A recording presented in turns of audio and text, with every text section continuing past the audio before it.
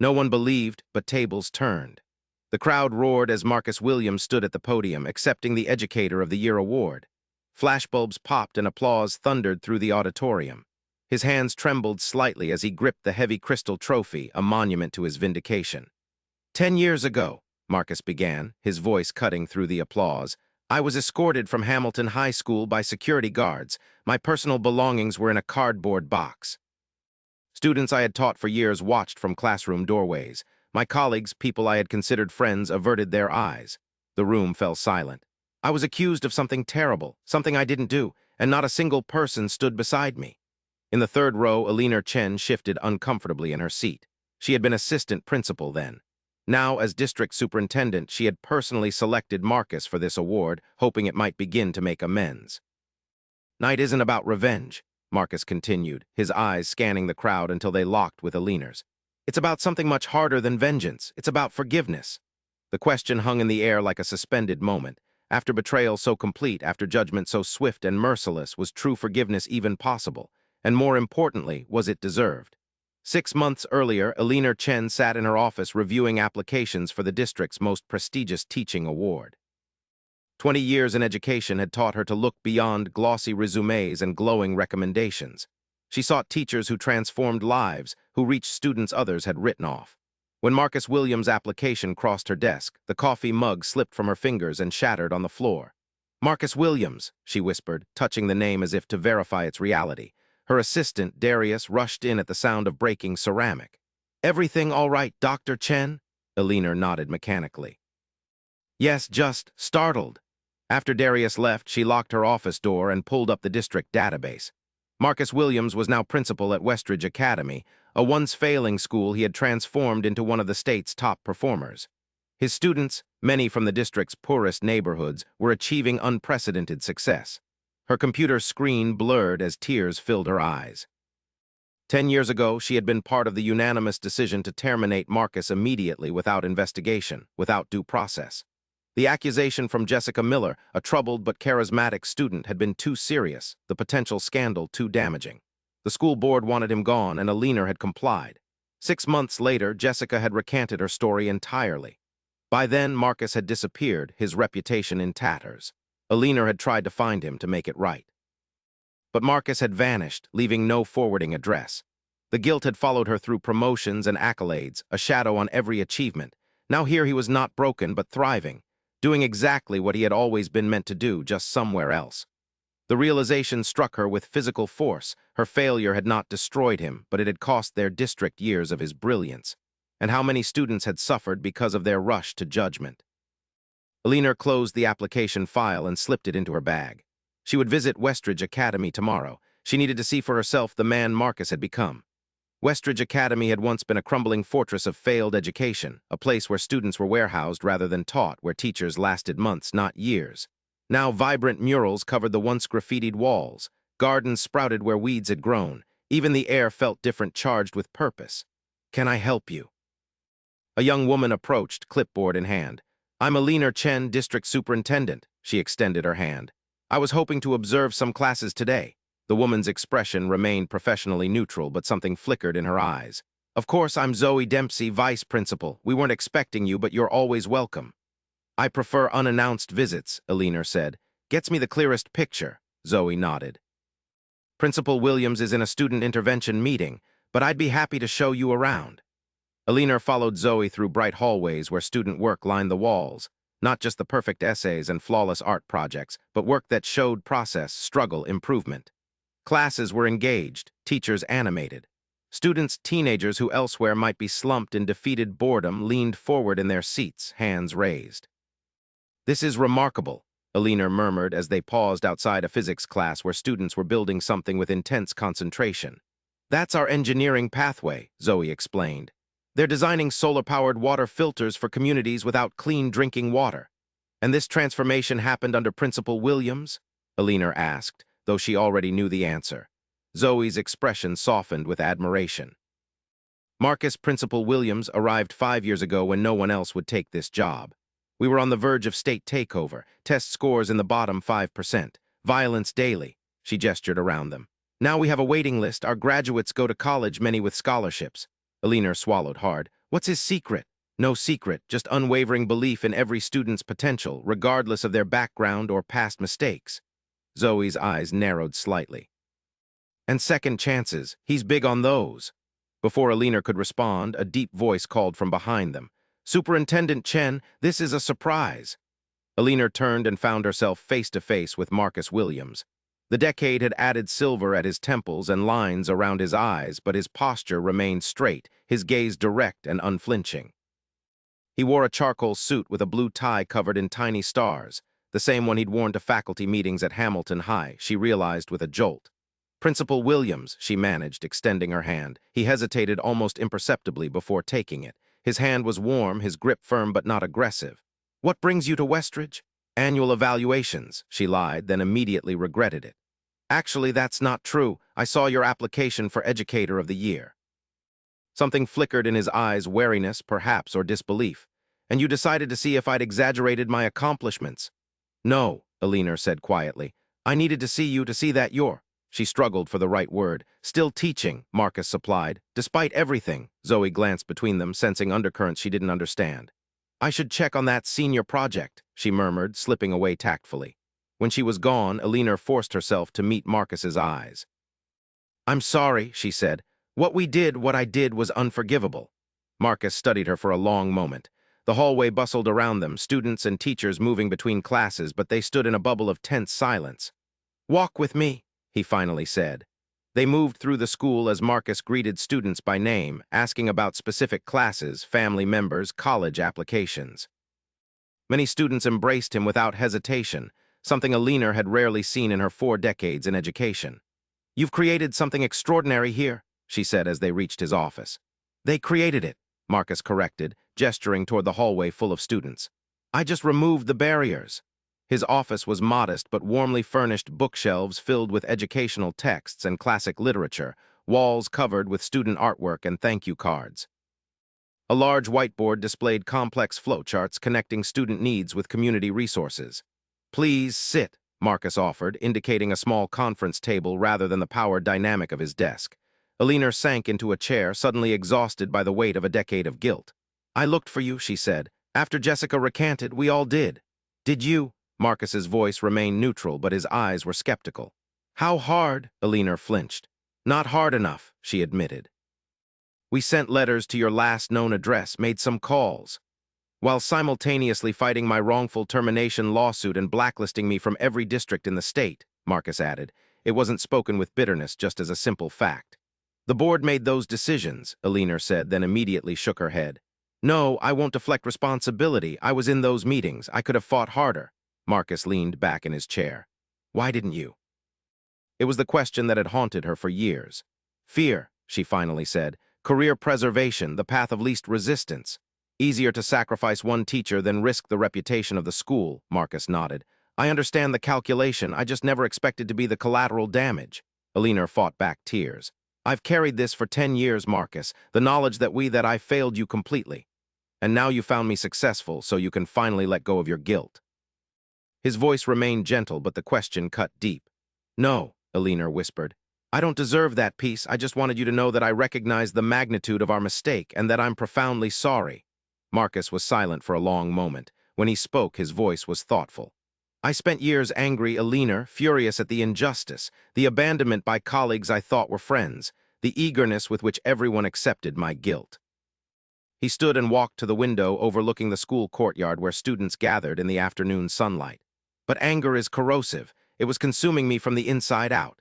He turned back to face her. So I made a choice, to channel that energy into something constructive. These kids, many of them have also been judged unfairly, written off based on appearance or background or one mistake.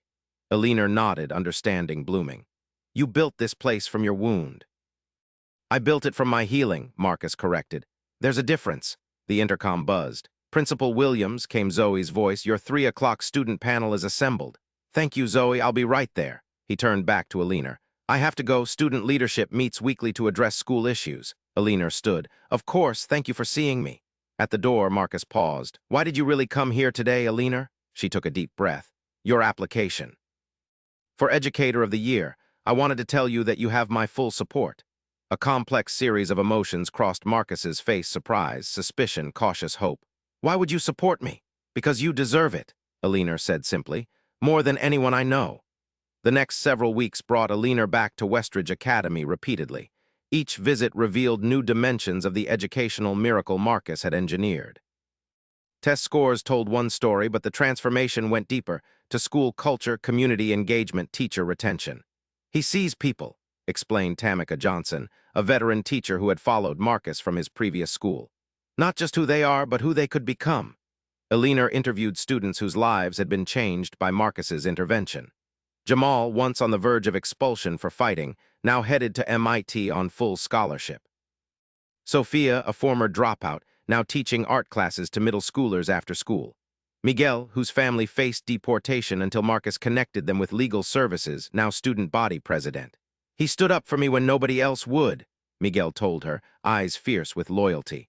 "When everyone else had decided I wasn't worth the trouble." The parallel to Marcus's own experience wasn't lost on Alina. When the selection committee met to choose the Educator of the Year, Alina presented Marcus's case with passionate conviction. The vote was unanimous, a fact that struck Alina with painful irony. 10 years earlier, a different unanimous vote had nearly destroyed his career. When she called to deliver the news, Marcus was silent for so long that Alina thought they had been disconnected. "Marcus, are you there?" "Yes," he finally said, his voice strained. "I'm just processing." "Award is well-deserved," Alina assured him. The committee was extremely impressed. "It's not that," Marcus said quietly. "It's just full circle in a way, to be recognized by the same district that once discarded me." Alina flinched at the accuracy of his description. "I understand if you want to decline."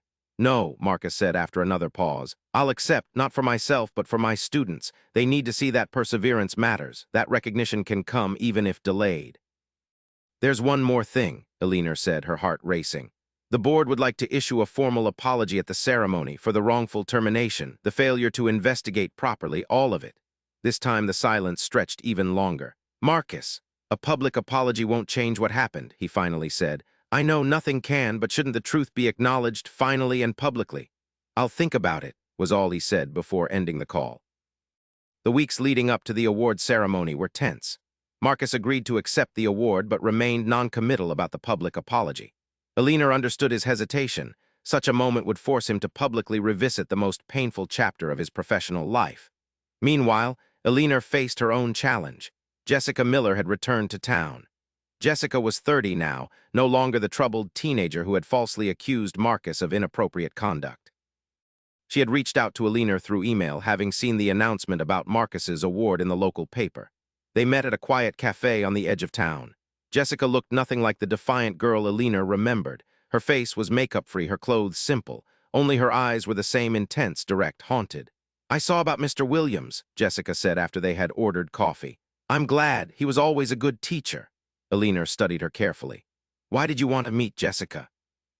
Jessica's hands trembled slightly as she wrapped them around her mug. "I want to make things right, as much as possible anyway."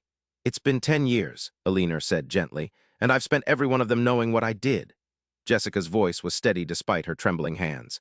"I was 17, angry at the world. Mr. Williams gave me a failing grade I deserved, and I wanted to hurt him. I had no idea how far it would go, how quickly everyone would believe me without question." She looked up, meeting Alina's gaze directly. "I tried to take it back as soon as I realized what I'd done, but by then he was gone, his life destroyed." "Not destroyed," Alina corrected. "Changed. He's done remarkable things. Despite what I did to him," Jessica nodded. "I followed his career from afar. That's part of my amends, knowing the good he's continued to do." "Amends? I'm in recovery," Jessica explained. 9 years sober, making amends is part of the process." Alina nodded, understanding now the clear-eyed calm that had replaced teenage volatility. "I'd like to speak at the ceremony," Jessica said, "to publicly take responsibility for my lie, to apologize to him face-to-face, finally." Alina's instinct was immediate protection of Marcus, of the ceremony, of the carefully orchestrated evening. "I don't think that's a good idea," she began. "Because it would be uncomfortable," Jessica challenged, a flash of her teenage self emerging. "It should be uncomfortable. What I did, what we all did to him, was wrong, profoundly wrong." "This night is meant to honor Marcus's achievements," Alina protested, "not to reopen old wounds." Jessica leaned forward. Don't you see? There's no real honor without truth, and the truth is that the man you're celebrating was once abandoned by everyone who should have protected him, including you, including me. The words stung because they were true. Alina had spent months orchestrating this award as a form of redemption, both for Marcus and for herself. But Jessica was right. Without full accountability, it was an incomplete healing. "I'll talk to Marcus," Alina finally said. "It will be his decision." Marcus's response surprised her. "Yes," he said simply when she called him with Jessica's request. "She should be there." "Are you sure?" Alina pressed. "No one would blame you for wanting to keep the past in the past." "The past is already present," Marcus said. "It's part of my story and Jessica's, and yours. Denying that serves no one." The night of the ceremony arrived with a mix of anticipation and trepidation. The ballroom of the Grand Hotel was filled with educators, administrators, board members, and students. Many of Westridge Academy's teachers and students had come to support their beloved principal. Before the ceremony began, Alina found Marcus in a quiet corner, reviewing his speech. "How are you feeling?" she asked. He looked up, his expression calm but emotional, overwhelmed, grateful, a bit surreal. "Jessica is here," Alina said quietly. "She's very nervous." Marcus nodded. "So am I. It's not too late to change the program," Alina offered. "This is your night." Marcus shook his head. "Some moments transcend personal comfort. This feels like one of them." The ceremony proceeded with the usual speeches and recognitions. When it came time for the Educator of the Year award, Alina approached the podium with a pounding heart. "Education is, at its core, about transformation," she began. "About seeing potential where others see problems, about second chances and new beginnings." As she spoke about Marcus's achievements at Westridge Academy, she was acutely aware of him sitting on the stage behind her, dignified and attentive. She was also aware of Jessica in the audience, pale but resolute. "Before I present this award," Alina continued, "I must acknowledge a truth that has shadowed this district for 10 years. A decade ago, Marcus Williams was wrongfully terminated from his position at Hamilton High School. Based on an accusation that was later recanted, we acted hastily without proper investigation. We failed one of our own." A murmur went through the audience. Many of the older educators and administrators shifted uncomfortably, recognizing their own complicity. "As superintendent, and as someone who participated in that failure, I offer a formal and public apology to Marcus Williams. Our district has established a new policy for handling accusations against staff, one that ensures due process and thorough investigation. This change comes too late for Marcus, but we hope it prevents similar injustices in the future." Alina took a deep breath. "At his request, I now invite Jessica Miller to speak." The audience stirred as Jessica made her way to the stage. She wore a simple blue dress, her hair pulled back in a neat ponytail. She looked impossibly young and terribly vulnerable as she faced the crowd. "10 years ago," she began, her voice wavering slightly, "I told a lie that destroyed a good man's career. I was 17, angry, and looking for someone to blame for my own failures." She turned to face Marcus directly. "Mr. Williams, you were the only teacher who ever truly believed in me. Who pushed me because you saw something in me worth pushing. And I repaid that faith with the worst kind of betrayal." Tears streamed down her face, but she continued, her voice growing stronger. "I've carried the weight of what I did to you for a decade. I know an apology isn't enough, but I am profoundly, deeply sorry. Not a day has passed that I haven't regretted my actions and wished I could undo the harm I caused." The room was completely silent, hundreds of people holding their collective breath. Marcus stood and crossed to Jessica. For a moment, they simply looked at each other, teacher and former student, both altered by a moment of terrible consequence. Then Marcus did something extraordinary. He embraced her. "I forgive you, Jessica," he said, loud enough for the microphone to catch. "I forgave you years ago." A ripple of emotion moved through the audience. Jessica's shoulders shook with silent sobs. When they separated, Marcus kept a gentle hand on her shoulder. "Y'all make mistakes," he said. "What matters is what we learn from them and how we work to make things right." Jessica nodded, unable to speak, and returned to her seat. Marcus approached the podium, accepting the Crystal Award from Alina with a quiet nod of thanks. And then he began the speech that opened our story about being escorted from Hamilton High, about the long journey back, about the choice between bitterness and growth. "Tonight isn't about revenge," he said, looking directly at Alina. "It's about something much harder than vengeance. It's about forgiveness." The room was utterly silent. "Forgiveness isn't forgetting," Marcus continued. "It's not pretending the harm never occurred. It's choosing to no longer be defined by that harm. It's liberation not for the person who injured you, but for yourself." He set the award on the podium. "I accept this honor with profound gratitude, But more than this trophy, I value the lessons of the journey. That our greatest setbacks can become our most powerful teachers. That a single act, whether harmful or helpful, can alter the trajectory of many lives. That forgiveness, while difficult, is the surest path to peace. Marcus looked out at the audience, his gaze encompassing Jessica, Alina, the board members who had once voted for his immediate termination. There's an African proverb that says, "The child who is not embraced by the village will burn it down to feel its warmth." As educators, we are the village. Every day, we choose whether to embrace or exclude, to investigate or assume, to support or abandon. He picked up the award again, holding it high. This isn't just my victory. It belongs to every student at Westridge Academy who chose education over despair, to every teacher who refused to give up on a struggling child, to every person who found the courage to begin again after devastating setback. The applause began slowly, then built to a thunderous standing ovation. Marcus stood tall, accepting the recognition not with triumph but with quiet dignity. The reception afterward was emotional. Teachers from Hamilton High who had once avoided Marcus's eyes in the hallway now approached with tearful apologies. Former colleagues embraced him. Current Westridge students and staff beamed with pride. In a quiet moment, Alina found Marcus on the hotel balcony, taking a brief respite from the crowd. "How are you holding up?" she asked, joining him at the railing. "Processing," he admitted. "It's a lot to take in." "You were magnificent," Alina said. "Your speech, I think you changed lives tonight." Marcus smiled slightly. "That's always the goal, isn't it? One life at a time." They stood in companionable silence for a moment, looking out at the city lights. "Jessica seems at peace," Alina observed. "After your forgiveness," Marcus nodded. "Forgiveness is a gift we give ourselves, but it ripples outward." She needed to be released from her guilt as much as I needed to release my anger. "And have you released it completely?" "It's a process," Marcus admitted. "Some days are easier than others." Alina turned to face him directly. "I've been offered a position with the state education department," she said. "I'll be leaving the district at the end of the semester."